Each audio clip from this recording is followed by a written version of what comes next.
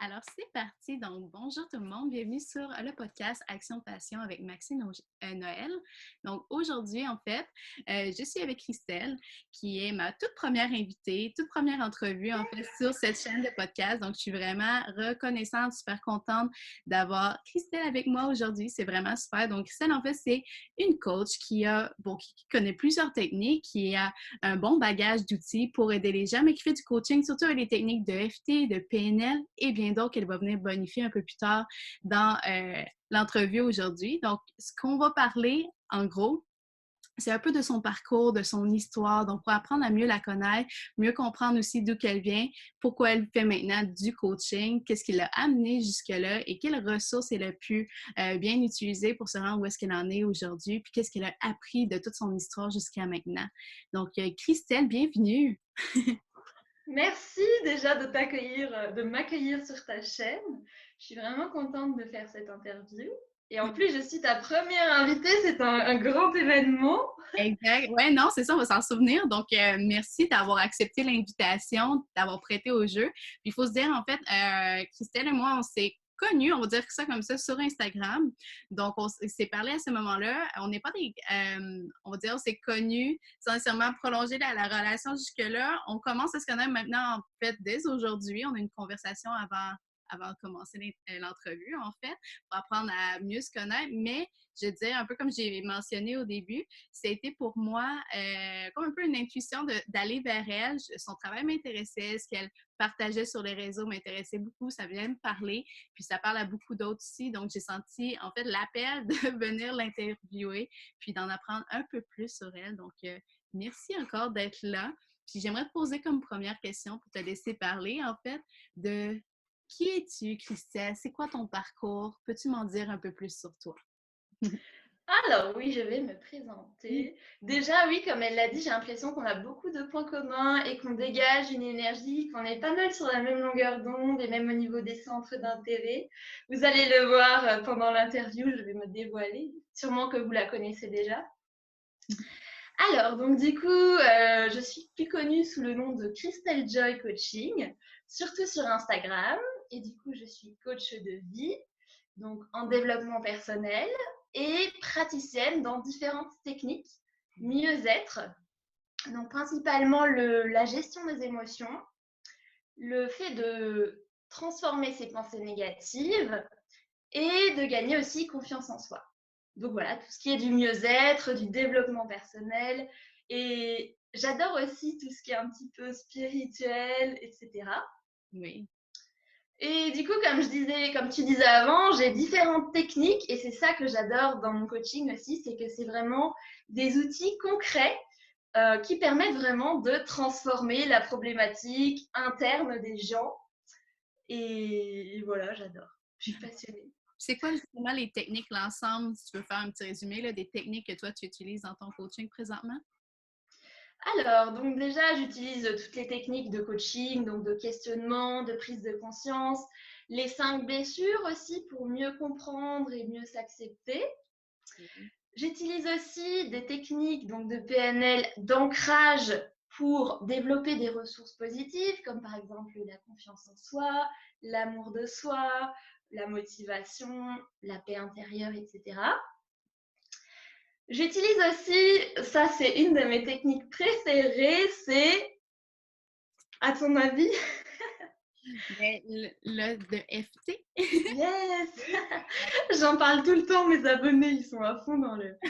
Donc, c'est l'EFT, donc ça veut dire Emotional Freedom Technique. C'est une technique donc de libération émotionnelle qui se base sur la médecine traditionnelle chinoise et qui permet vraiment de reprendre le contrôle sur soi, sur ses émotions, de se libérer de certains blocages, de certains souvenirs aussi négatifs du passé, de certaines émotions pesantes, c'est vraiment, on peut presque tout faire avec l'EFT. Toutes ces problématiques internes, on peut les déprogrammer émotionnellement en fait. Et c'est une technique plutôt psychocorporelle. Donc, c'est pas que du dialogue. En même temps qu'on va activer la problématique, on va stimuler différents points d'acupuncture. Oui, puis ça, je trouve que c'est ça qui est intéressant. Puis c'est vrai parce que, en fait, c'est sûr que la première fois que j'ai vu ton profil, c'est la chose qui m'avait attirée parce que j'en connais pas des milliers de personnes qui font ça. C'est pas quelque chose que je vois régulier ou les gens parlent moins, je dirais ça comme ça, parce que c'est comme il y en a qui font de la PNL, mais c'est pas mentionné de prime abord lorsque tu leur fais la conversation ou lorsqu'ils parlent de leur coaching. Tandis que toi, même chose un peu comme moi, tu mets le FT vraiment de l'avant. C'est quelque chose que tu utilises beaucoup. Et même pour moi, personnellement, c'est quelque chose que j'ai découvert je dirais l'année passée, que je m'avais commencé à m'informer. C'est de commencer quoi? Ah oui, c'est sur YouTube. J'avais vu des vidéos là-dessus sur du tapping. Au début, tu sais, je l'avais en anglais tapping, puis j'ai vu c'est EFT. Bon, j'ai comme développé un peu là-dessus. J'ai dit, ah, c'est intéressant. Puis par moi-même, j'en ai fait un peu. Puis je trouvais comme, wow, c'est beau le lien fait, comme tu viens de mentionner, entre le corps et l'esprit, un peu de relier les deux ensemble pour libérer des émotions. Donc ça, je trouvais ça vraiment super et c'est vraiment cool que tu fasses ça. Ouais, et ça, le fait de stimuler ces points d'acupuncture, ça permet vraiment de débloquer certaines choses, certains comportements qu'on n'arrive pas à faire, les blocages, et on se sent super bien aussi après une séance d'EFT parce que ça fait circuler l'énergie aussi correctement dans le corps. C'est vraiment intéressant comme technique et c'est de plus en plus connu. Exact, oui, Et c'est vraiment voilà. fascinant pour vrai. Puis j'aimerais savoir, Christelle, qu'est-ce qui a fait que tu en es arrivée à bon, vouloir développer toutes ces techniques, vouloir faire du coaching? C'est quoi un peu ton histoire par rapport à tout ça? Alors, mon histoire. Ouais. Donc, il y a environ 5 ans, j'ai fait 2 dépressions, dépression. Et c'était principalement dû à un grand mal-être intérieur parce que j'étais pas du tout bien dans ma peau, j'étais assez timide, j'étais pas vraiment. J'étais très renfermée, j'étais souvent rejetée, on me faisait souvent des blagues, on se moquait souvent, etc. J'étais vraiment pas du tout comme aujourd'hui.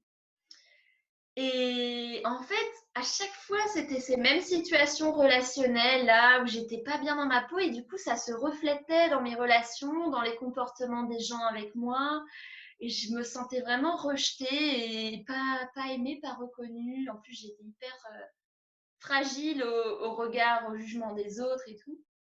Et quand je changeais d'établissement, comme par hasard, ça se reproduisait c'était la même chose. Mhm. Jusqu'au jour où, donc, d'abord, j'ai commencé à faire des thérapies plutôt classiques, avec des psychologues plutôt classiques, des psychiatres. Mhm. Ça m'aidait d'un certain côté, mais je trouvais que ça allait pas assez en profondeur dans la transformation, en fait. Surtout que j'ai des parents qui sont dans le développement personnel et dans la Ouais. spiritualité aussi, donc je savais quand même d'un certain côté qu'il y avait quelque chose de plus grand qui était possible. Quelque chose de différent qu'on parle. Oui, oui, oui, c'est intéressant. Ouais, et Mhm. je trouvais que c'était trop en surface. Pour moi, après, il y a je critique pas, il y a beaucoup d'avantages aussi à ça, mais il y a des limites aussi. En tout cas, moi, ça me faisait pas vibrer. OK. Du coup, un jour, par hasard, je suis tombée sur une thérapeute qui était plutôt justement, bon, c'était une psychologue, mais coach aussi, et qui justement était à fond dans l'approche écoute ton corps de Lise Bourbeau, dans la spiritualité, le développement personnel et des techniques. C'est ça que j'ai beaucoup aimé. Et du coup, donc j'ai fait un travail avec elle pendant plusieurs années même, et parce que ça me passionnait et parce que je voyais vraiment qu'en travaillant sur moi, Mhm. et ben, mon extérieur se transformait, les gens se comportaient différemment avec moi, je n'attirais plus le même type de comportement, de situation et tout. OK. Alors qu'avant, En je fait, pensais pas que quelque c'était chose avec possible. les deux. Ah, c'est bon, c'est intéressant de voir justement que les approches avec les techniques spécifiques ont directement eu un impact avec le monde externe pour toi. C'est quoi si je peux te demander, les techniques au début? Elle, qu'est-ce qu'elle utilisait avec toi? Alors justement, elle utilisait certaines. Ah d'ailleurs, je ne l'ai pas dit quand je parlais de mes techniques, je n'ai pas pu tout dire, je crois. Oui, Donc il y a une technique que j'utilise justement qui fait partie, qui est inspirée vraiment de l'approche Écoute ton corps de Lise Bourbeau. C'est vraiment une technique pour lâcher prise sur certaines tensions mentales ou émotionnelles, certains blocages, certaines peurs. Et c'est pour vraiment communiquer avec sa voix intérieure. Et enfin bref, elle m'a fait cette technique, elle m'a fait d'autres techniques, plutôt tout ce qui est aussi de transformer les pensées que j'avais sur moi, Mhm. parce que j'avais beaucoup de pensées de dévalorisation, etc. Je me sentais vraiment inférieure aux autres. Et comme par hasard, du coup, l'extérieur me renvoyait ça, vu Mhm. que quand on pense à un truc, on a tendance à le voir et à Tout à fait. attirer ça. Je pense vraiment qu'on crée sa réalité. Ah, c'est Je bien. pense Oui, que toi aussi. exactement ce que j'étais en train de me dire, c'est exactement ça. Ce qu'on voit à l'interne, mais on le crée à l'externe aussi. Veut pas se Ouais, répéter, ouais. que en fonction des pensées qu'on a, des souvenirs aussi qui n'ont pas été traités, par exemple, ou de certaines ouais, expériences et de notre amour de nous-mêmes, etc., on va percevoir le monde différemment, on va vivre d'autres expériences, etc. C'est vraiment l'amalgame de toutes ces perceptions-là, autant de soi que les autres et de ce qu'on a vécu, qui va se refléter dans notre réalité, puis qui va en fait décrire notre réalité, veut pas. Puis comme tu as dit au début, ça crée un cercle vicieux à la longue parce que si on continue de penser comme ça puis avoir les choses de la même façon, c'est ce qui va rester aussi devant nous, qu'est-ce qui va se refléter dans les relations, dans les situations. Donc, ouais, c'est un bel exemple pour ça. Puis, Mm. toi, après justement les techniques, après avoir justement passer du temps avec cette personne-là. Comment elle s'appelait, ta coach? Elle s'appelait Emeline. Émilie? Je la porte dans mon cœur. Ah, super. C'est vraiment grâce à elle que j'en suis là aujourd'hui, que je suis coach. Si j'avais pas rencontré cette personne-là, c'est l'univers qui me l'a mis sur ma route. Tout à Vraiment, quand fait. j'ai commencé, parce qu'attends, j'ai pas fini du coup de Oui, te raconter mon parcours, c'est ça. mais vraiment à l'époque, quand j'étais vraiment dans la déprime, la dépression, je pensais pas en fait que c'était possible de résoudre ces problématiques externes et de et je pensais pas qu'en travaillant sur moi, ça pouvait avoir autant d'impact. J'en étais pas consciente en fait. Et je Mhm. pense qu'il y a plein de gens qui encore en sont pas conscients. Et donc du coup, ça m'a vraiment fait prendre conscience de ça. J'ai travaillé sur moi longtemps, je suis devenue passionnée. Je l'ai appliqué au quotidien aussi, certaines routines matinales notamment. Mhm.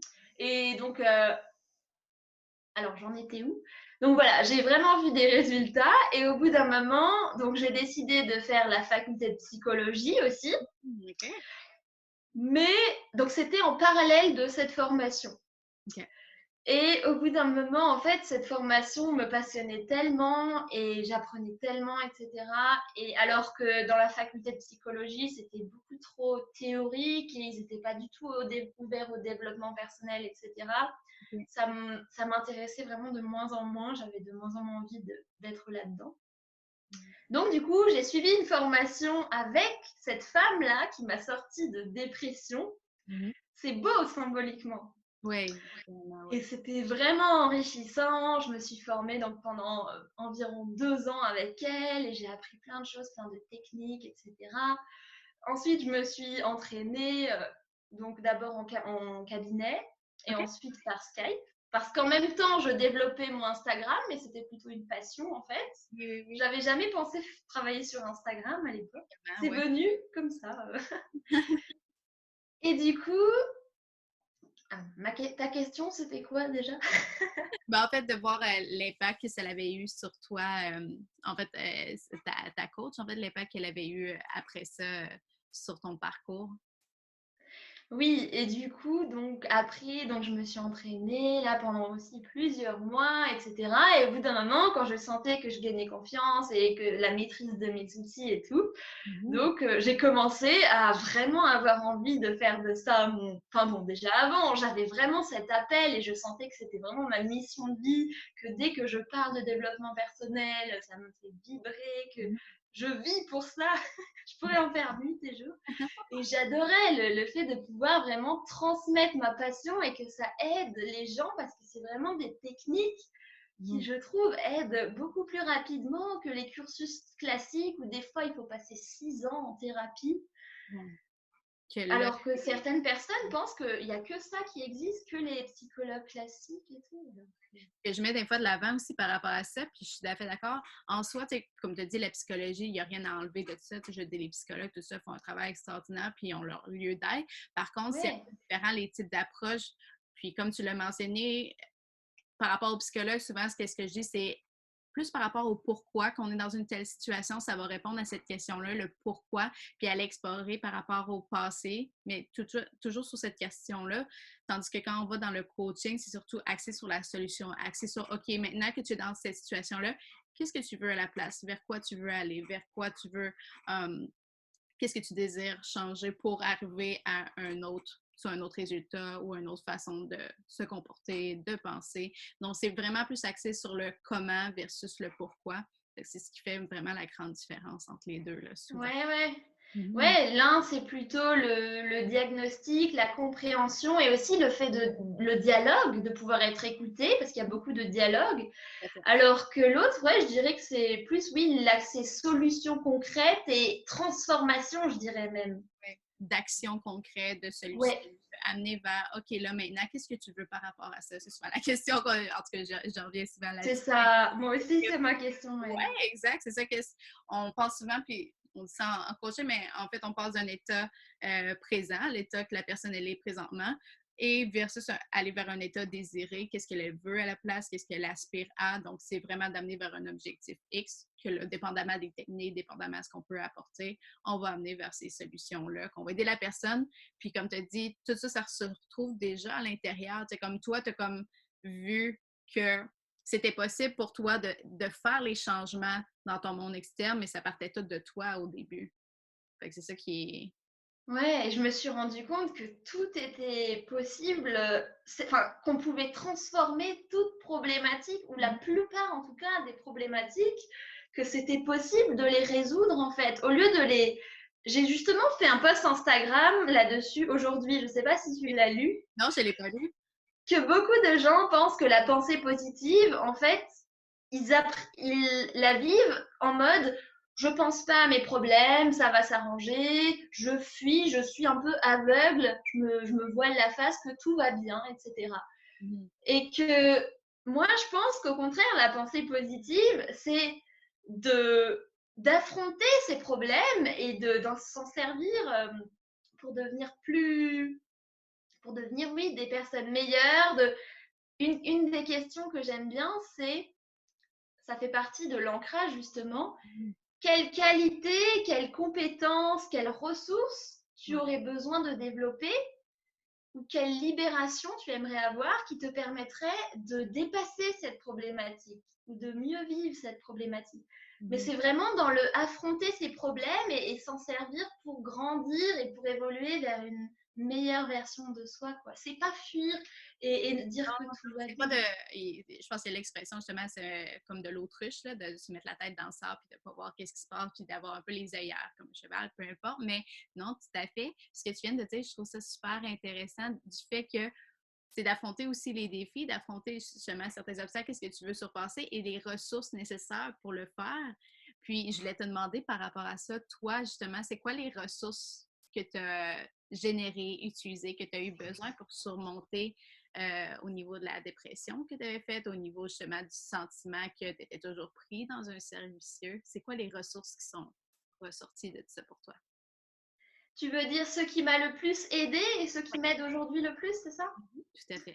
Alors donc déjà, en premier plan, bien sûr, c'est de me faire accompagner donc, par cette personne-là qui, c'était pas du tout comme les personnes classiques et les approches classiques. Déjà, elle avait une approche vraiment intéressante et innovante parce que, mine de rien, c'est assez innovant, ces nouvelles approches, c'est pas encore trop connu.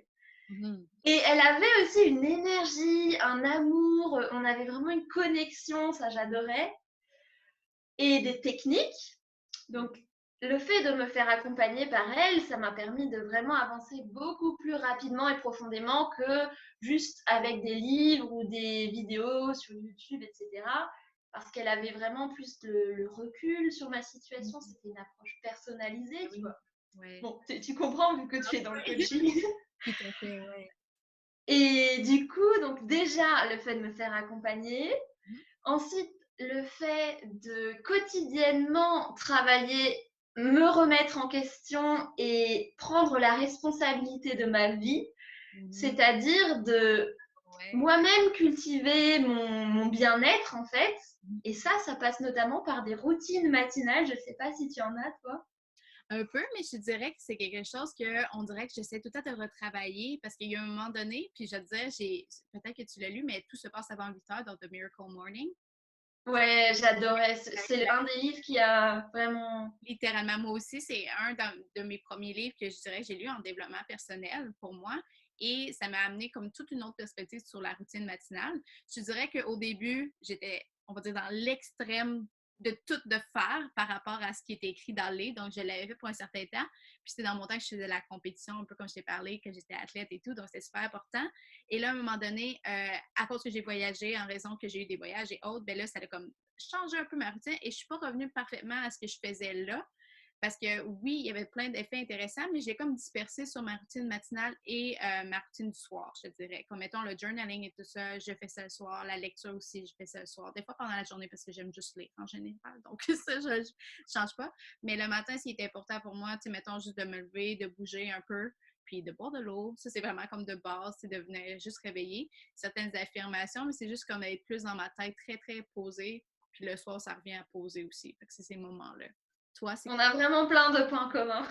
Ouais. Pareil, moi au début, j'étais hyper stricte et je m'infligeais de le faire sur 45 minutes, etc. Exact. Ouais. Et vraiment, ça a changé énormément la qualité de mes journées, hein. Oui. J'étais plus confiante, j'avais un état d'esprit plus positif, je voyais les situations différemment grâce à ma routine. Et au fur et à mesure, déjà, ça faisait de plus en plus partie de moi, cet état, vu que je le cultive au quotidien. Mais aussi, oui, c'est vrai, comme toi, je suis devenue plus flexible et je faisais des trucs le soir aussi, ou moins. Ou voilà, après, le but c'est d'adapter en fonction de… Exact, de rester flexible. Puis je pense que c'est un bon point parce que je suis quelqu'un, je ne sais pas pour toi, mais je suis quelqu'un qui est très by the book d'habitude, tu sais, qui est comme bon, si c'est comme ça, c'est comme ça, puis je l'essaye à l'extrême, un peu perfectionniste de nature.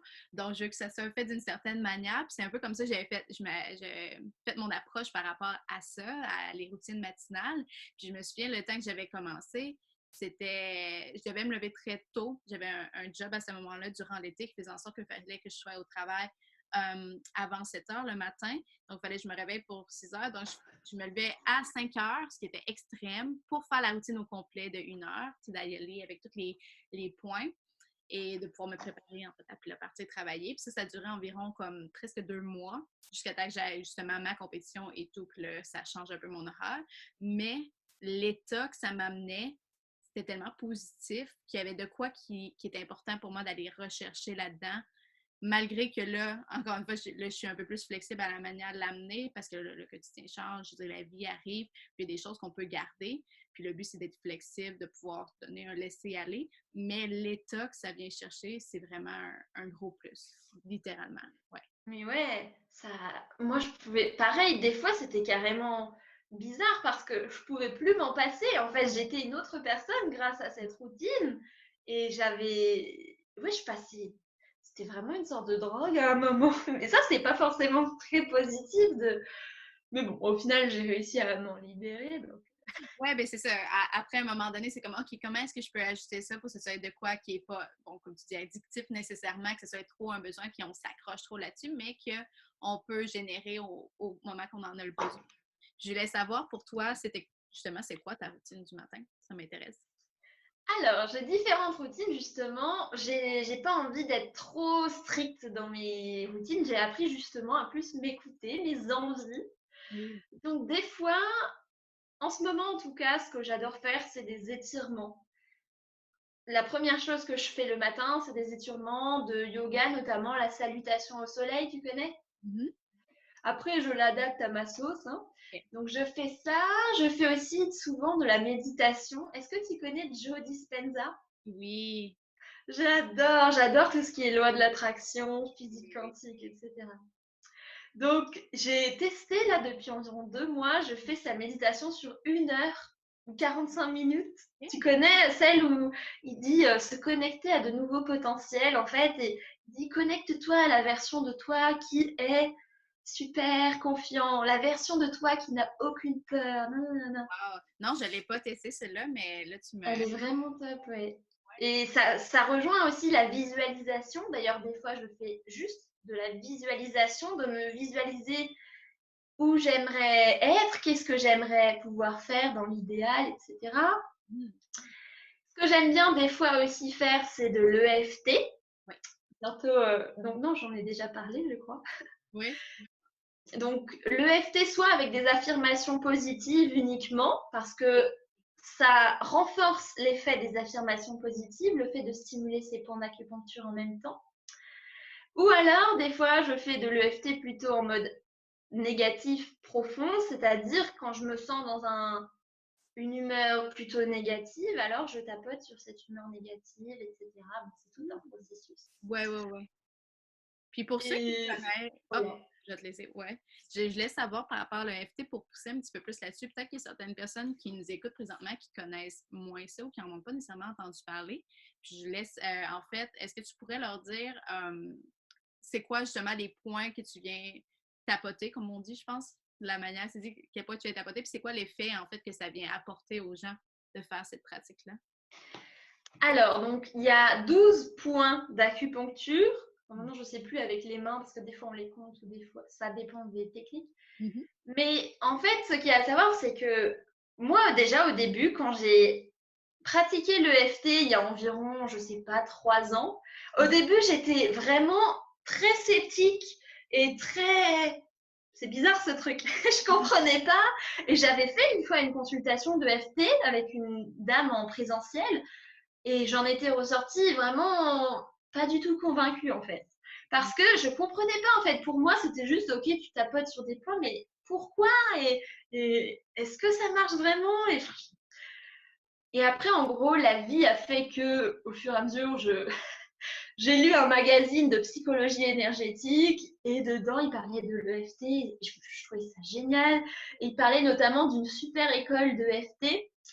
Alors, je me suis renseignée sur cette école et je me suis dit, c'est vraiment génial, ça s'appelle l'IFPEC. C'est la plus grande école de FT en France. Je suis super fière d'être formée à cette école. Oui, c'est sûr. Et du coup, donc, voilà, en fait, ce qu'il y a, c'est qu'il ne faut pas se fier aux apparences par rapport à l'EFT, c'est-à-dire que ce n'est pas juste de stimuler les points, ça va quand même beaucoup plus profondément et il y a tout un processus. Mais là, je pense que ce serait un peu long d'en parler, non? Mais En fait, peut-être très résumé, peut-être. si tu veux, l'impact que ça donne, en fait, tu le travailles avec certaines personnes, qu'est-ce que ça a fait comme différence pour eux? Ça peut être intéressant si tu veux en parler là-dessus. Ouais. Alors déjà, je dirais que un des principaux bénéfices, c'est quand les gens se sentent vraiment submergés par leurs émotions, qui se sentent par exemple très déprimés par un événement qui s'est passé, un événement du passé, ou un événement par exemple qui les a vraiment mis en colère et qui ressentent encore leur colère. Voilà, tout ce qui est de l'apaisement, de la libération émotionnelle par rapport à certaines choses du passé, ou alors la libération émotionnelle par rapport à certaines choses du futur. Par exemple, si la personne a un entretien, une rencontre, une prise de parole en public, etc. On peut faire aussi la futurisation, ça s'appelle. Ou alors, si la personne a un blocage dans le présent, par exemple, elle n'arrive pas à regarder dans les yeux ou alors à danser quand il se passe ça, quand elle n'arrive pas à faire quelque chose parce qu'elles se sont bloquées. Mm-hmm. Ou alors, ça peut être sur des problématiques intérieures telles que la jalousie, le manque de confiance en général. Voilà, ça peut être vraiment très, très C'est vraiment varié. relié au niveau émotionnel, libération des émotions, mais là, ça peut être à différents niveaux, comme tu as mentionné, passé, futur, au moment présent, qu'est-ce qui se passe là? Ah, intéressant. Ouais. Et Puis, en plus, après, en fait, une séance de EFT, d'abord, il y a toute la partie plutôt où on va vraiment travailler sur la libération de l'émotion négative. Et ensuite, la deuxième partie, une fois que l'émotion négative a... En fait, au début, on mesure l'intensité émotionnelle de l'émotion par rapport à tel souvenir. Ah oui, parce qu'il y a un truc super intéressant aussi à préciser, c'est que l'EFT part du principe que toutes les problématiques qu'on vit aujourd'hui ou toutes les choses qui nous blessent ou alors les réactions indésirables qu'on a dans le présent et qu'on n'aimerait pas avoir, en fait, pourquoi on les a? C'est parce que, voilà, parce que cette situation réactive une souffrance, une blessure un événement traumatique du passé. C'est pour ça qu'on a ce problème-là, ou cette jalousie, par exemple, dans le présent.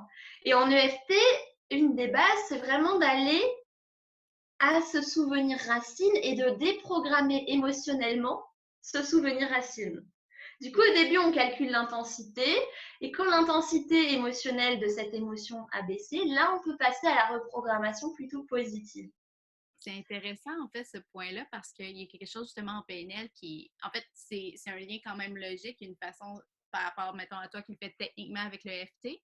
Puis au niveau de la PNL, on fait aussi un peu la même chose, on fait un peu une reprogrammation, justement, qu'on va venir voir, justement, à quoi c'est rattaché, à quel souvenir du passé. Puis on vient, on va dire, régresser jusqu'au moment racine. Je pense que je vais prendre ton terme, là, mais au moment où est-ce que c'est arrivé pour la première fois, selon, justement, l'inconscient, ce qui se souvient, puis qu'est-ce qui va ramener en, au conscient. Puis à partir de ce moment-là, on vient chercher la perspective que, on va dire, l'enfant avait ou la personne avait à ce moment-là. Et maintenant, en tant qu'adulte, en tant que l'adulte qu'on est présentement, comment on peut changer la perspective, parce qu'on sait qu'on ne peut pas changer l'événement. L'événement, c'est passé, c'est produit. Par contre, notre perspective face à l'événement peut être modifiée. Et là encore, là, on y va avec des techniques où justement en parler, puis d'y aller au niveau il y a aussi un point corporel dans le sens que nous, on fait bouger les gens dans l'espace. Donc, on les fait bouger pour que, justement, ça puisse être un peu plus détaché au niveau émotionnel. Si, comme un peu le gradient émotionnel, on vient voir l'émotion qui est là, puis on vient détacher un peu pour qu'on puisse pouvoir en parler au niveau adulte. Puis après ça, on peut revenir pour voir comment ça a changé l'émotion, puis etc. Ah, j'aime ça de voir la relative des différentes techniques. Oui, c'est vrai que ça se ressent bien, la PNL et le FT, en tout cas sur ce point-là, oui. Oui. Non, c'est ça. Et ce que tu me dis, pardon, Ah, vas-y. ce que tu me dis, ça me fait penser aussi à l'enfant intérieur. Est-ce que tu connais un petit peu les techniques de travail sur l'enfant intérieur? Je trouve ça super. J'adore. C'est quelque chose que j'adore aussi. Je trouve ça vraiment intéressant. Toi, qu'est-ce que tu, on va dire, utilises par rapport à ça? Moi, c'est principalement du coup pour tout ce qui est de la gestion des émotions, notamment par exemple la tristesse, Mhm. que j'enseigne vraiment 4 étapes aux personnes, 4 étapes qui permettent de se libérer davantage de leurs émotions négatives, désagréables, parce qu'elles ne sont pas négatives, elles sont là parce qu'elles veulent notre bien, nous transmettre un message. Oui. Et du coup, une des étapes de ces 4 étapes, c'est la troisième, c'est l'acceptation et de se donner le droit de ressentir cette émotion. Et ça passe notamment, moi ce que j'aime bien, c'est de consoler comme ça mon enfant intérieur en faisant un câlin et de lui dire, t'as bien le droit de te sentir triste parce que il a activé ta blessure, par exemple, en te disant ça, et c'est ok de te sentir triste et de vraiment accueillir cette émotion parce que je pars vraiment du principe que plus on l'accueille, plus elle se sent écoutée et plus on la rassure aussi. Et plus du coup, elle part beaucoup plus rapidement parce qu'on a compris son message en fait. Exact. Oui, c'est tout à fait. Je trouve ça passionnant parce que je pense que c'est une prise de conscience que j'ai eue qui m'a beaucoup fait de bien, puis qui peut aider. Puis personnellement, puis on en reparlera aussi ensemble si on fait comme on a dit dans notre entrevue, mais dans mon histoire personnelle, c'est un peu ça qui s'est produit quand j'étais plus jeune. J'étais quelqu'un qui ne voulait pas montrer ses émotions. Comme je t'ai dit, j'ai été athlète longtemps et c'était un peu mal vu justement de démontrer ses émotions. Fallait que ça soit plus neutre pendant qu'on faisait des combats, les choses comme ça. Puis je suis quelqu'un qui est très émotive, hypersensible. Moi aussi. Ouais! C'est pour ça que ça me rappelait les choses en commun qu'on a, mais c'est ça, quand j'étais plus jeune, j'avais de la misère à garder ma tristesse. Je pleurais beaucoup quand je recevais la critique, des choses comme ça, parce que ça me frustrait, c'est plus un élément de frustration, puis après ça se transformait plus en pleurs parce que j'étais frustrée. Mais bon, c'est la combinaison un peu des deux. Jusqu'à temps que j'ai reçu de l'aide externe, que là, j'ai été voir un psychologue à ce moment-là, qui était plus axé au niveau de la préparation mentale. Au début, je n'allais pas le voir pour ça, j'allais le voir pour avoir plus de confiance en moi. Ouais, c'est ça. C'était ça mon idée de départ avec lui, mais finalement, ce qu'on est arrivé, c'est que je me suis donné le droit de pleurer. Ben, je me donnais juste accueillir ça, me donner le droit quand j'en ai besoin, puis c'est pas quelque chose de mal, comme tu as dit, il n'y a pas rien de négatif, parce que c'est un peu la maladie de ça, mais je m'auto-flagellais par rapport à ça beaucoup. Si je me faisais du mal en me disant que je dois pas démontrer ça, je dois pas être comme ça, je suis trop émotionnelle, je gère mal mes émotions, c'était un discours qui se répétait jusqu'à temps que je l'accueille, puis que je me donne le droit et que ça a juste changé ma vie. Après ça, de juste faire comme, OK, on peut faire ça. Fait que je pense que c'est un élément important parce que souvent, on se dit gérer les émotions égale comme les mettre de côté, puis on met ça calé un petit peu plus loin. Tandis que gérer ses émotions, c'est plutôt justement, comme tu viens de dire, les accueillir, puis faire comme les remercier de leur message, parce qu'ils ont tous un message à porter, un différent de l'autre selon l'émotion. Puis après ça, de décider qu'est-ce qu'on fait avec en tant qu'adulte qu'on est maintenant. C'est vraiment beau. Puis merci là-dessus. Je l'ai en fait posé nos questions, juste regarder aussi en même temps. Oui, parce que là, comme tu as vu, on est allé sur un bar là, puis je trouve ça intéressant parce que c'est une conversation qui est naturelle avec aussi ce que tu as. Ouais, c'est cool. Merci pour ça, de ton ouverture et tout, c'est vraiment apprécié. Puis je voulais savoir en fait, tu m'as parlé tantôt, qu'est-ce qui t'a amené au coaching? C'était vraiment par toi-même avec la psychologue, la coach que tu as eue à ce moment-là. Et ça fait combien de temps? C'est ça que je me posais comme question. Ça fait combien de temps tout ça que là, tu es devenu, tu as décidé d'être coach par toi-même, de suivre ce parcours-là, ce processus-là? Alors, ça fait environ... Alors, ça fait combien de temps? Je me souviens plus. Ça fait... En plus, j'ai commencé très jeune, du coup, c'est bien parce que quand on est plus jeune, on se reprogramme plus vite aussi. Tout à fait. Ça fait, j'avais, je crois, dans les 19 ans, je crois. Okay. Quand tu as pris la décision d'aller vers ce parcours-là? Ou 18 ans, Okay. quand je crois que oui, quand j'ai... Non, 18 ans, quand j'ai vraiment commencé le vrai travail sur moi profondément avec cette coach, cette psychologue en psychologie positive, développement personnel. Et je ne sais plus exactement quel âge j'avais, mais ouais. OK. Puis là, présentement, c'est quoi l'accompagnement que tu fais, que tu offres aux gens? Alors, donc moi, c'est pour l'instant donc des suivis donc via Skype. Et donc, c'est sur différentes thématiques en fonction de l'objectif de la personne. Donc, principalement, j'aime bien travailler avec les personnes sensibles ou timides. Mais après, je suis ouverte à travailler avec d'autres personnes aussi. Et donc, c'est principalement toutes les problématiques liées à la gestion des émotions, le sentiment de se sentir submergé, d'avoir des peurs par rapport au futur, des blocages. Donc aussi tout ce qui est de la confiance en soi, de réussir à faire certaines choses et aussi tout ce qui est de transformer, se libérer de ses pensées négatives, notamment par la PNL. Et du coup, donc j'ai vraiment adapté à mes préférences, à ce qui moi je trouve, à ce qui moi m'a le plus aidé, et je transmets vraiment les approches et les techniques qui moi m'ont le plus aidé. Et donc, c'est des consultations d'1 heure et quart où d'abord, il y a une partie coaching, etc. Et ensuite, il y a une partie plus pratique, technique, en fonction de ce qu'on a parlé pendant la première partie. Donc, soit avec le EFT, soit les techniques d'ancrage de ressources, soit les techniques de reprogrammation plutôt au niveau PNL et du modèle de Brooke Castillo, soit les techniques de libération émotionnelle. Enfin bref.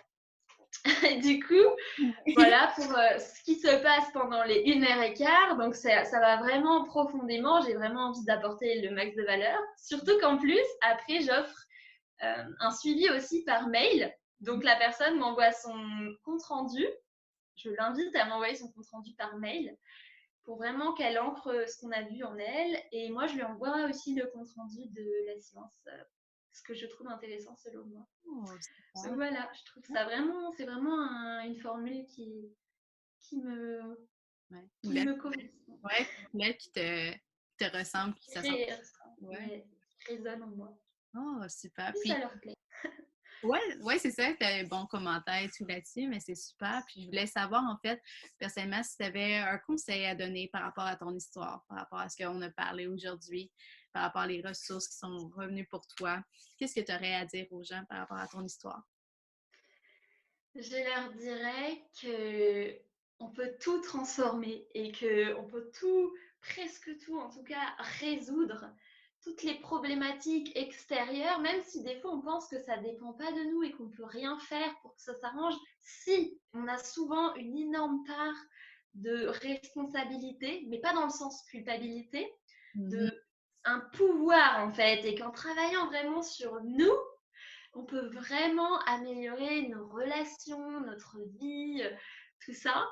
Notamment, je les inviterai à développer leur amour d'eux-mêmes, parce que je trouve que c'est aussi la base pour avoir une belle vie, de belles relations, à développer des pensées positives, à développer une énergie positive, à entretenir eux-mêmes leur bien-être au quotidien de préférence.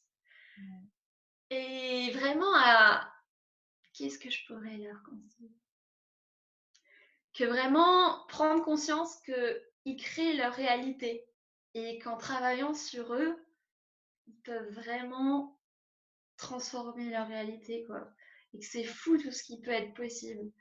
Tout à fait d'accord avec toi. C'est un super de beau message. Puis j'appuie à 100% ce que tu viens de dire là-dessus. Je pense que chaque personne a justement le pouvoir de créer ce qu'il veut, puis que ça part tout de soi. L'amour de soi en fait partie d'un élément clé pour pouvoir après ça aller rechercher toutes les ressources qu'on a déjà, puis de pouvoir le transmettre, puis le transmuter en fait dans notre réalité à soi.